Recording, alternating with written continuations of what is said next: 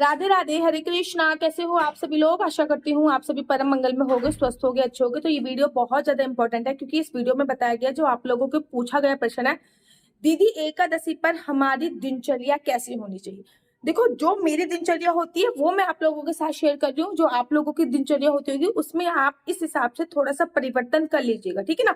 निर्जला एकादशी की मेरी दिनचर्या अलग होती है। बाकी जो भी फलाहारी एकादशी है, फलाहारी मतलब मैं सारी एकादशी का जो व्रत रखती हूँ वो फलाहार खा के करती हूँ, मतलब फल वगैरह इत्यादि खाती हूँ। निर्जला एकादशी का व्रत मैं निर्जला रखती हूँ, इसलिए उस दिन की दिनचर्या दूसरी होती है, बाकी दिनचर्या दूसरी होती है। एकादशी से एक दिन पहले 10वीं तिथि पे चावल का उपयोग नहीं करना है।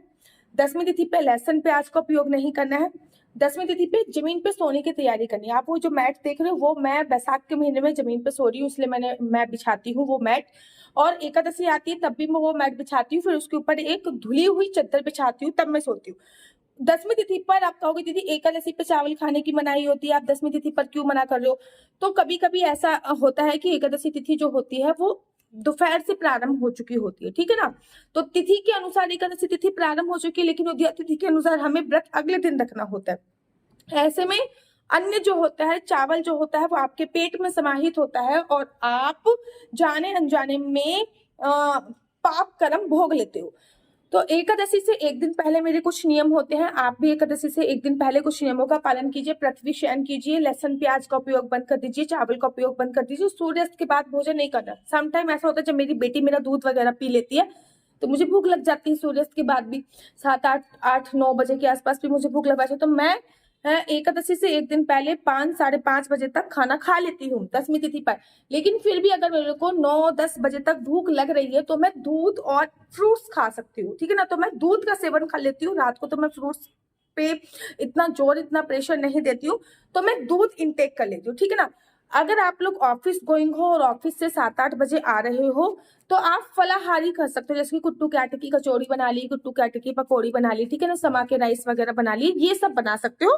मेक श्योर सूर्यास्त के बाद खाना ना खाओ, मतलब अन्न का सेवन किसी भी कीमत पे ना करो, इतना आपको याद है। अब एकादशी वाले दिन सुबह सुबह मतलब सूर्य उदय से पहले उठना चाहिए। जब देवताओं का स्नान होता है, देवताओं का स्नान पता है ना आपको क्या होता है, एटलीस्ट देवताओं का स्नान ना करो तो मनुष्य का स्नान कर लीजिए। राक्षस वाला स्नान नहीं करना 11 12 बजे के आसपास, मनुष्य वाला तो कर लीजिए। मनुष्य वाला जो स्नान होता है अराउंड 5:30 बजे से लेकर 6:30 बजे तक आप एनी हाउ नहा लीजिए।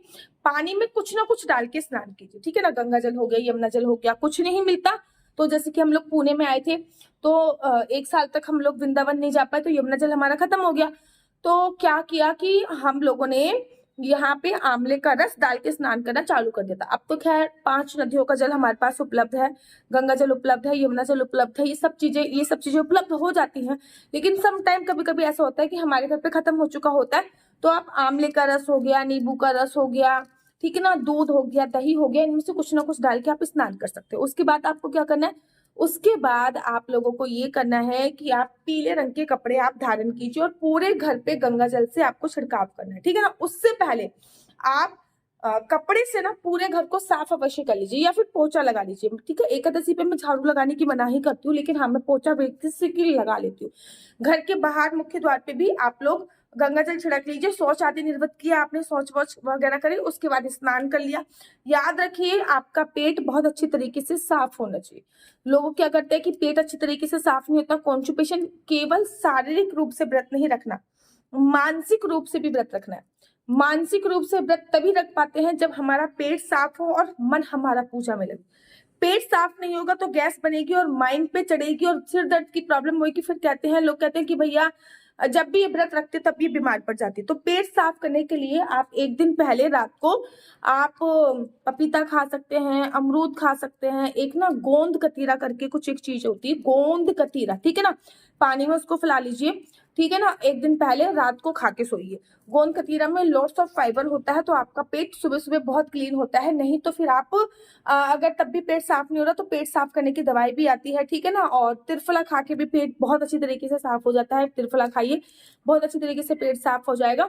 नहीं तो इस सब घोल की भूसी खाने से भी पेट अच्छी तरीके से साफ हो जाता है। कॉन्स्टिपेशन नहीं होना चाहिए, पेट एकदम से क्लीन होना चाहिए। उसके तत्पश्चात आपने स्नान कर लिया, पीले पीले रंग के कपड़े आपने धारण कर लिए। उसके बाद पूरे घर में गंगा जल का छिड़काव कर लिया। घर के मुख्य द्वार पर आपने स्वास्तिक बना लिए। इस टाइम पर अराउंड 6 बज रहे होंगे जब आप ये सारा काम कर चुके हो गए, 6:30 या फिर 7 बज रहे होंगे। घर के मुख्य द्वार पर स्वास्तिक आपने हल्दी से बना दिया। जो भी आपकी चौखट है, फॉर एग्जाम्पल ये चौखट है, आपने हल्दी घोली और अपनी चौखट पे ऐसे ऐसे करके आपने लेप कर लिया। बीच में आपने एक स्वास्तिक बनाया और दीप प्रज्वलित कर दिया। ये होगी आपकी चौखट की पूजा। घर के राइट साइड दोनों तरफ आपने स्वास्तिक बना दिया और चौखट पूजा कर ली। अब दरवाजा खुला छोड़ दीजिए, अब दरवाजा बंद मत कीजिएगा। लड्डू गोपाल के पास आए, उनको पंचामृत से स्नान कराया। पंचामृत से स्नान कराने के बाद फिर आपके घर में जितने भी देवी देवताओं का विग्रह है, अगर वो प्राण प्रतिष्ठित विग्रह है तो उनको जो पंचामृत से स्नान करा सकते हैं उनको पंचामृत से स्नान कराया। और जिनको स्नान नहीं करा सकते तो सब में थोड़ा थोड़ा जल आपने डाल दिया। स्नानम स्नानम स्नानम स्नानम, ये हो गया आपके। ये करते करते आपके अराउंड 7 बज जाएंगे। उसके बाद संकल्प लिया। संकल्प लेने के बाद फिर आपने संकल्प लेने के बाद आपने कथा पढ़ी और कथा पढ़ने के बाद फिर आपने आरती वगैरह करी। अब आप पीपल के पेड़ के पास आ गए, तुलसी माता के पास आ गए। तुलसी माता की पूजा अर्चना वंदना करी, तुलसी माता का दीपक जलाया, तुलसी माता की परिक्रमा करी।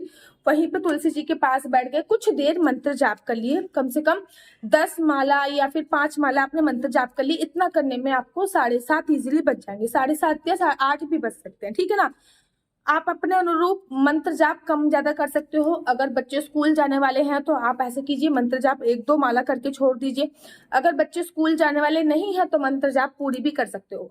टाइम आप अपने अकॉर्डिंग कम ज्यादा कर सकते हो, ठीक है ना। उसके बाद आपने अपने बच्चों के लिए खाना बनाया। जो भी अगर आप लोगों के घर में सबका व्रत है तो आपने व्रत वाला भोजन बनाया। अगर व्रत नहीं है तो आप अपने बच्चों के लिए भोजन इत्यादि बनाइए। जो भी आपके सास ससुर है सबके लिए भोजन इत्यादि आप बना दीजिए। ये घर का कार्य करने में, बर्तन धोने में, किचन वगैरह का सारा कार्य करने में अराउंड 10 बज जाते हैं। कम से कम 10 तो बज ही जाते हैं। उसके बाद आप आराम से बैठिए। पहले बाल गोपाल लड्डू गोपाल को भोग आप इस बीच में दे चुके होंगे। बैठने के बाद एक अच्छी सी बढ़िया सी चाय पीजिए, ठीक है ना। ठीक है, इस्कॉन टेम्पल जो लोग फॉलो करते हैं वो चाय नहीं पीते हो तो वो दूध पी सकते हैं, ठीक है ना। हम लोग ब्रजवासी लोग भैया, हम वृंदावन में सभी चाय पीते हैं तो हम तो भैया चाय पीते हैं। चाय पीने के बाद फिर अपने मुख की शुद्धि कीजिए और अभी आपके पास टाइम है तो आप मंत्र जाप करने बैठ जाइए, ठीक है ना। क्योंकि फिर क्या होता है कि बच्चों का स्कूल से आने का टाइम हो जाता है, फिर मंत्र जाप वगैरह नहीं होता। तो मंत्र जाप कर लिया आपने, अपनी 16 माला आपने कंप्लीटली कर ली, ठीक है। जब 16 माला पूरी करने में आपको 11:30 लगभग 12 आपके बच जाएंगे। 12 आपके बच गए। अब आपके बच्चों का आने का टाइम हो गया। अब आपने क्या किया, जैसे ही आपके बच्चे आए या फिर बच्चे आने का 12 के आसपास बच्चों आने का टाइम हो जाता है, आपने YouTube पे विष्णु सहस्त्रनाम चला दिया। आप अपने बच्चों के लिए खाना वगैरह बना रहे हो और विष्णु सहस्त्रनाम आपका चलता जा रहा है, ठीक है ना। विष्णु सहस्त्रनाम चलते रहिए और आप अपने किचन एरिया के जो भी कार्य है, कपड़े सुखाने के और भी बहुत सी, कपड़े फोल्ड करने के, कपड़े तय करने के, डस्टिंग करने के, बहुत सारे काम होते हैं। बच्चों आ गए हैं तो बच्चों को खाना देने का, बच्चों का टिफिन निकालने का, ठीक है ना, बच्चों का लंच बॉक्स निकालने का, बच्चों के कपड़े चेंज करने का, बहुत सारे काम होते हैं। ये सारे कार्य करते रहिए, विष्णु सहस्त्रनाम चलते रहने दीजिए। क्योंकि फिर बच्चे एक बार टीवी में लग गए फिर आपको विष्णु सहस्त्रनाम सुनने का मौका नहीं मिलेगा। उसके बाद बच्चों को खाना वाना खिलाते ये सारा कार्य करते हुए आपको 3 बज जाएंगे। 3 बजे के बाद थोड़े से फ्रूट्स काटिएगा, बाल गोपाल लड्डू गोपाल को भोग लगाइएगा और आप भी उस फ्रूट्स का सेवन कर लीजिए। अगर निर्जला व्रत है तो कोई बात नहीं है, अगर निर्जला व्रत नहीं है तो सेवन कर लीजिए। उसके बाद फिर आप मुख्य शुद्धि कीजिए, थोड़ा सा पानी पीजिए और फिर आप माला चैंट करने में बैठ जाइए। माला चैंट करते करते आपके 5 बज जाएंगे। शाम को एक अच्छी सी चाय बनाइए, चाय पीजिए। बच्चे उठ गए होंगे सो सा के, या फिर बच्चों का होमवर्क वगैरह आपको जो कराना है वो कराइए। बच्चों को टीवी देखना तो टीवी देखिए, बाहर पार्क पूर्क पे जाना है तो ये भी जो भी कर सकते हो। ये मैं केवल घरेलू महिलाओं के लिए बता रही हूँ। शाम की पूजा का वक्त हो चुका होगा, 6 बजे से आप पूजा की तैयारी स्टार्ट कर दीजिए। टीवी पे विष्णु सहस्त्रनाम चला दीजिए, क्योंकि विष्णु सहस्त्रनाम थोड़ा सा बड़ा होगा तो फिर थोड़ा सा समय लगेगा। विष्णु सहस्त्रनाम आपने चला दिया टीवी पे और उसके बाद आपने अपनी पूरी पूजा कंप्लीटली कर ली, ठीक है ना। शाम की पूजा के वक्त थोड़ा सा एक अखंड ज्योत जला के रखिए, थोड़ी सी अखंड ज्योत जो रात भर जलती रहे। अब शाम की पूजा के बाद ना इतना टाइम नहीं होता कि हम बहुत सारे मंत्र पढ़ पाए। हस्बैंड के लिए खाना बनाना है, बच्चों के लिए खाना बनाना है, सास ससुर के लिए खाना बनाना है, तो ये सभी कीजिए। हस्बैंड के लिए खाना बनाइए, बच्चों के लिए खाना बनाइए, सास ससुर के लिए खाना बनाइए, अपने व्रत के लिए भी खाना बनाइए। लेकिन शाम की पूजा के वक्त एक अखंड ज्योत जलाइए, तुलसी माता पे एक ज्योत अवश्य जलाइए, घर के मुख्य द्वार पे 2 ज्योत अवश्य और अवश्य चलाइए। अगर बच्चे टीवी नहीं छोड़ रहे तो फोन पर ही सारे आप विष्णु सहस्त्रनाम वगैरह चला लीजिए। खाना वाना बनाने में आपको 10 बज जाएंगे अराउंड। बर्तन वगैरह मांजिए, पूरे किचन वगैरह साफ कीजिए। फोन पर विष्णु सहस्त्रनाम चला के रखिए और उसके तत्पश्चात रात को 10 बजे के आसपास, 10 साढ़े 10 बजे के आसपास कम से कम 11 माला दोबारा से जपिए। 11:30 12 बज जाएंगे इस टाइम पे, और उसके बाद आप एक बार अपनी अखंड ज्योत की बत्ती बढ़ाइए और उसके बाद आप सो जाइए। अगले दिन फिर दोबारा से उठिए, जल्दी उठिए, स्नान कीजिए। जब व्रत पारण का समय होता है तब आप व्रत पारण कीजिए और उसके बाद ब्राह्मणों को भोजन करा के अपने व्रत का विश्राम कीजिए। तो एक वैष्णव की या फिर एक मैं ये कहूँ गृहस्थ जीवन की जो दिनचर्या होती है वो ये होनी चाहिए। मेरा नंबर आपको नीचे स्क्रीन पे दिख रहा होगा। मेरा नंबर है 429202565। I repeat again 429202565। आपका बच्चा जॉब करेगा या बिजनेस करेगा? बिजनेस करेगा तो किस फील्ड में बिजनेस करेगा? जॉब करेगा तो किस सेक्टर में जॉब करेगा? आपका लकी नंबर क्या है? लकी कलर क्या है? क्या कुंडली में सरकारी नौकरी का योग है? क्या आपके हस्बैंड वाइफ की बहुत अच्छी बॉन्डिंग नहीं हो रही? अगर आपके हस्बैंड वाइफ की बहुत अच्छी बॉन्डिंग नहीं हो रही है, बात बात पे लड़ाई झगड़े हो रहे हैं, तो भी आप मुझसे काउंसलिंग ले सकते हो, अपनी कुंडली दिखवा सकते हो, कुंडली के हिसाब से उपाय करवा सकते हो। विदेश जाने का योग है, ये नहीं है। सरकारी नौकरी का कितना योग है? संतान प्राप्ति का योग कब है? विवाह का योग कब बन रहा है? बिजनेस चलते चलते बंद हो गया है तो क्या उपाय कर सकते हैं? और सारी तरीके से अगर आपने सब उपाय कर करके थक चुके हो तो एक बार अपना नेम करेक्शन अवश्य कराइए, क्योंकि नेम करेक्शन के माध्यम से आप बहुत कुछ प्राप्त कर सकते हो। मेरा नंबर। राधे राधे, हरे कृष्णा। तो देख रहे हो आप कितनी सारी तुलसी मालाएं हैं। वेट किस बात का, देर किस बात की? अगर आपके पास भी एक असली तुलसी माला की आप तलाश कर रहे हो कि मुझे गले में पहनने वाली एक असली कंठी प्राप्त हो जाए, तो अभी अभी अभी ऑर्डर कर दीजिए। ना केवल आपके पास असली तुलसी माला पहुंचेगी, गले में पहनने वाली कंठी, अपितु आपके पास जपने वाली माला भी पहुंचेगी। साथ ही के साथ आपके पास गोपी चंदन, अष्टगंधा तिलक, राधा नाम के कानों में पहनने वाले इयररिंग्स, डिफरेंट प्रकार के माला, झोली, बहुत सारा सामान श्रीधाम वृंदावन की पावन धरा से आप लोगों के लिए आ गया है। पता है, जब मैं श्रीधाम वृंदावन में मेरे को वास मिला था ना, मुझे पता ही नहीं था कि भाई असली तुलसी माला और नकली तुलसी माला क्या होती है। मैंने कई महीनों तक नकली तुलसी माला धारण करके रखी क्योंकि मुझे उसके बारे में पता नहीं था। फिर गुरुजी की कृपा हुई और मुझे असली तुलसी माला प्राप्त हुई।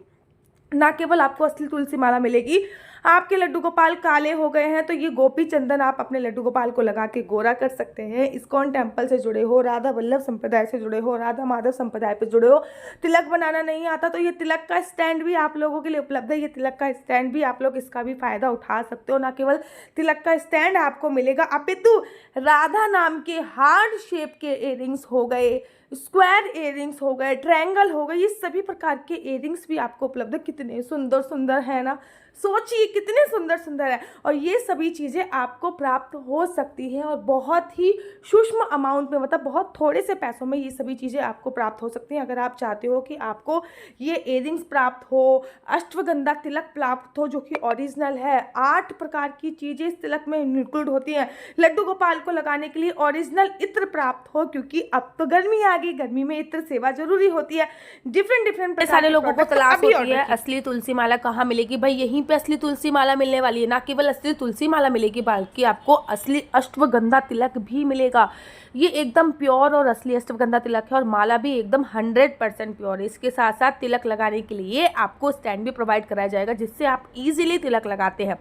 राधा वल्लभ संप्रदाय में हो गए, इस्कॉन टेम्पल में हो गए, इसी से सब तिलक लगाते हैं, ये भी आपको प्रोवाइड कराया जाएगा। इतना ही नहीं, इस पैकेज में आपको मिलेगा कानों में पहनने वाले तुलसी के असली राधा नाम के इयररिंग्स, कानों में पहनने वाले तुलसी के असली राधा नाम के इयररिंग्स आपको मिल रहे हैं। साथ ही के साथ आपको बाल गोपाल, लड्डू गोपाल को लगाने के लिए असली इत्र भी आपको इसी पैकेज पे प्रोवाइड हो रहा है। जल्दी से हमारी तरफ से मिलेगा आपको लड्डू गोपाल के लिए एक छोटी सी तुलसी माला, वो एकदम गिफ्ट होएगा। मतलब 500 रुपये में 6 चीजें आप बात की। श्रीधाम वृंदावन से डायरेक्ट आपके घर पे आएगा। डिलीवरी चार्ज आपको अतिरिक्त देना पड़ेगा। इस पैकेज का प्राइस है 500 रुपये। राधे राधे, हरे कृष्णा। नंबर आपको नीचे स्क्रीन पे दिख रहा होगा। मेरा नंबर है 429202565। इस नंबर पे आप कुंडली दिखाने के लिए संपर्क कर सकते हो, लेकिन कुंडली दिखाना बिल्कुल भी फ्री नहीं है, इसके तौर से चार्जेस है।